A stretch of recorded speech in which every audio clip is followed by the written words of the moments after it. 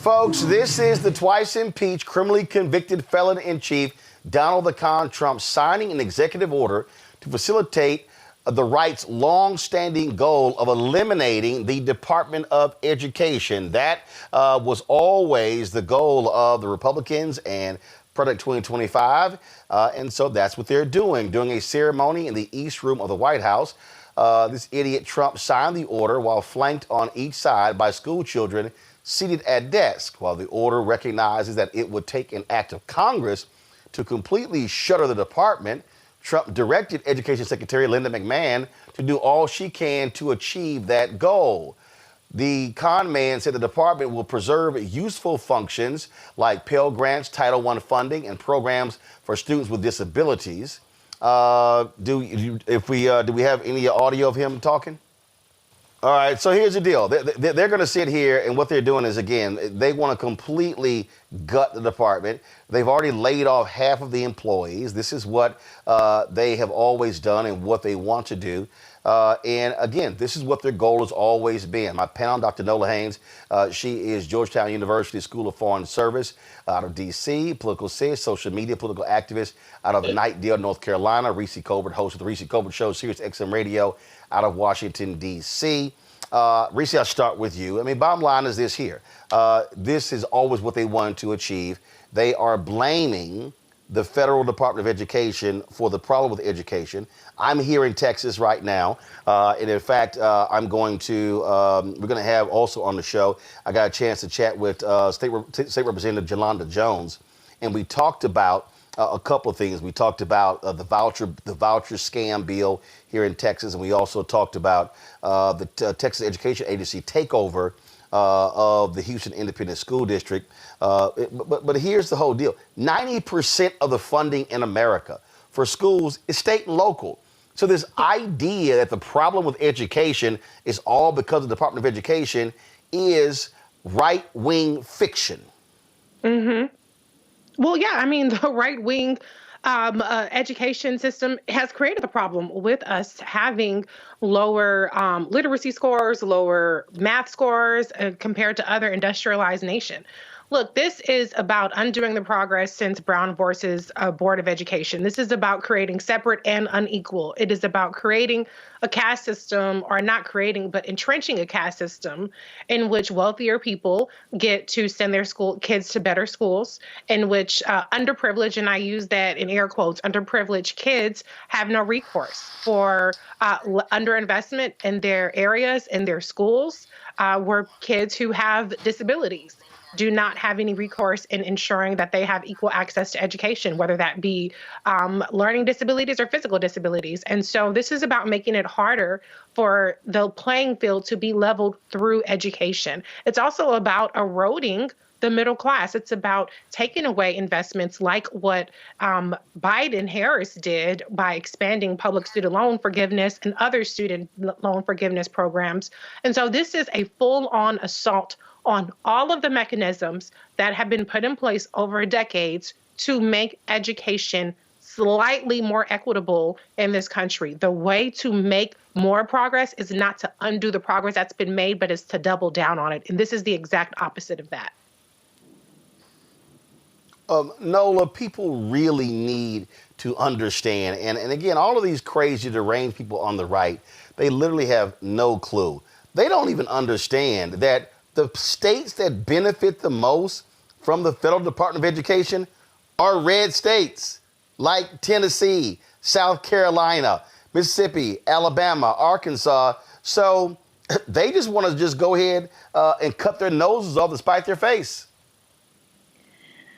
Ooh, I am burning up about this issue. I knew it was coming. It's here. You know, as an educator, this is definitely something that my chats have been going off about all day. But I've been thinking a lot about this in that same context, Roland, but also in the context of politics. Last night I did a live and I had a question asked about what is a populist? What does populism mean?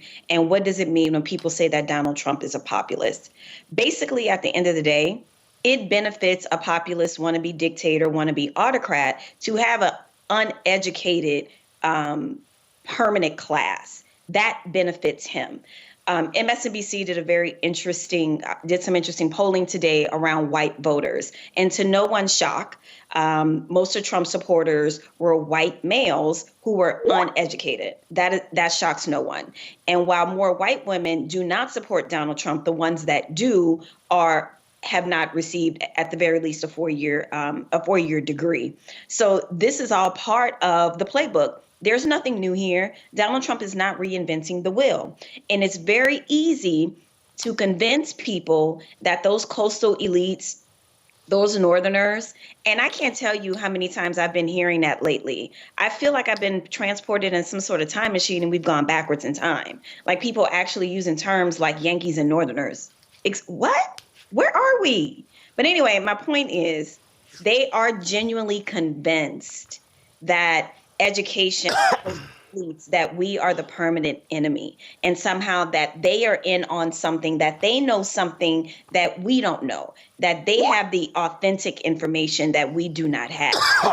All part of a larger scheme. It's not a shock to no one, but it really is the populist autocratic dictator playbook. It benefits them to have a very undereducated base.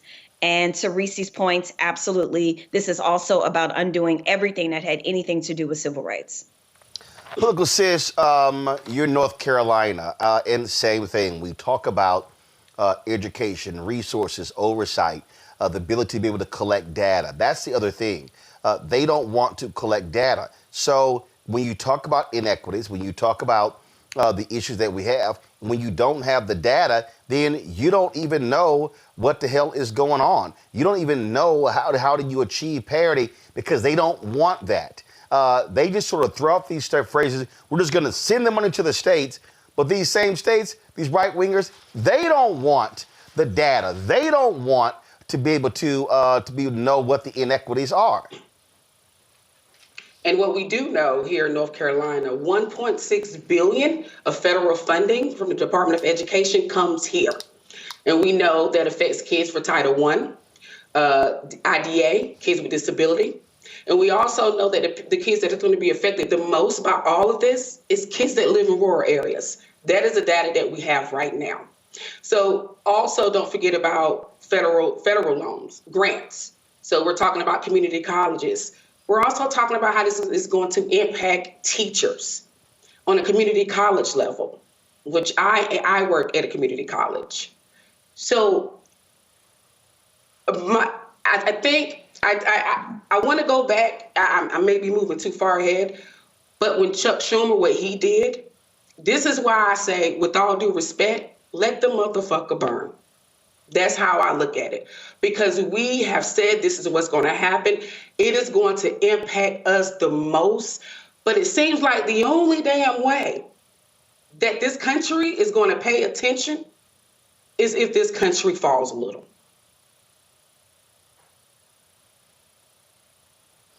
Well, listen, people need to understand what is going on. This is going to continue. There's going to be more of this. And I'm going to say it again, Reese, and I don't care what anybody says. We understand. We know what's going on. Black people are very clear. White folk are going to have to get pissed off and outraged for them to understand what's really at stake. Because there was an analysis done on MSNBC. 71% of the electorate in the 2024 election, and we're going to talk about this with Terrence Woodbury, 71% of the 2024 electorate was white. Mm-hmm. Yep. Well, and they are starting to get pissed off. But the question is, will that translate into a change and a shift in voting patterns? Will that cause some of them to stay home if they can't hold their nose and vote for Democrats? Will that cause some of them to shift in the way that people like to pretend like Black people shifting from the Republican Party to the Democratic Party was all some mindless zombieism that we were infected by, as opposed to an act of self-preservation? What the Republicans have shown, and I've said this many times, is that they are waging war on white people. Black people are the byproduct. We are the collateral damage of it. But this is really about redistributing wealth. It is about cutting off the ability to that ability to climb the ladder, the income ladder, the educational ladder, because it's more of them than there are of us. And this is going to impact states where we're not very well represented in. Black people ain't in but 6, 7, 18 places, okay? And we have a big ass country where there are not us in those spaces that are going to be harmed. As Political said, rural areas are going to be impacted. And yes, we know we have Black people in rural areas, but a lot of this country is rural and very, very white. The Appalachia is very, very white. And so when they realize that they have to stop selling our civil rights, meaning Black people and people of color civil rights and LGBTQ people civil rights down the river so that they can feel like they have some more power and authority, when they realize that that bargain that they're making with the Republican Party is hurting them more than anything, maybe we'll see a change. And in the meantime, we got to buckle up and ride this as best as we can, like we always have. Political says you're seeing that in North Carolina. All these white folks who voted for Trump, what did he do when it came to additional hurricane relief? We're good. Same as in Georgia. And he's ready to slash there you go. funding now when it comes to hurricane funding. He's ready to slash that right now. I know our governor, Josh Stein, just signed a bill that is directing money towards hurricane victims because we're still suffering from that. But yeah, it's going to be a great impact. They do not see it yet. Some are seeing it, but like Reese said, it's a matter of how many people, how long is it going to take? And with all due respect, when I say let this shit just fall, because they don't get it. They still think here in North Carolina, which is a purple state, they still think that it's going to affect us the most. Like Reese said, in rural areas, the majority of people that live in rural areas are white, poor white folks, who a lot of them don't have transportation, by the way. So good luck with private schools on getting your children there. That's true. Well, folks need to understand you are seeing the destruction of civilized society. This is all about oligarchs. It's all about the rich. It's all about billionaires. It's all about white suburban communities. And folks had better understand that as best as they can. Hello, I'm Isaac Hayes III, founder and CEO of Fanbase. Listen to what I'm about to tell you. The window to invest in Fanbase is closing. We've raised over $10.6 million of our $17 million goal.